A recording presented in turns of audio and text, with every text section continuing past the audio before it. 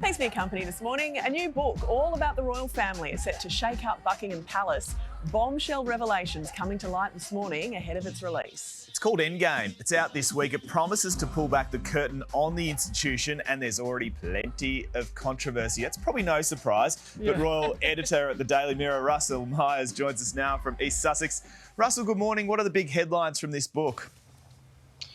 Well, morning, Clint. Morning, Joe. Well, there are some pretty big headlines from this book. And of course, Omid Scobie, friend of the Sussexes, he's the sort of unofficial spokesperson, was one of the co-authors behind the book Finding Freedom. And now we have this new book, Endgame, which, as you said, was supposed to be lifting the lid behind the royal family. Now, to coin a phrase from Harry's memoir, Spare, nobody has been spared in this, because we've got Charles sort of pushing Harry further out of the picture, William suggesting that Harry was brainwashed from therapy, and being quite Machiavellian in the background, sort of being behind them being booted out of their Frogmore cottage home, and Kate as sort of the wicked stepmother once more, not speaking to Meghan, and nobody getting on at all. So poor Sussexes, it seems.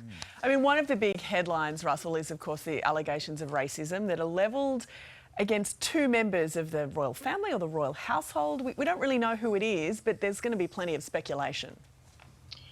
Well, there will be, and I think unwelcome speculation once again for Buckingham Palace, because they would have thought that all this had have been dealt with. If you remember, these allegations were first put forward by Meghan herself, saying that one specific member of the royal family, a senior royal, had made comment about their unborn child's the colour of his skin, about how dark complexion he would have. And, that caused a huge stir at the time, and it led to the late Queen making that unprecedented statement that recollections may vary. And I imagine that they may vary once more, because if it's not one, it's two. Where does it stop here? And I think that there is something from the Sussexes camp that is a bit odd, because they're trying to plot a way back to the family, and I'm not too sure that this is the right way to do it.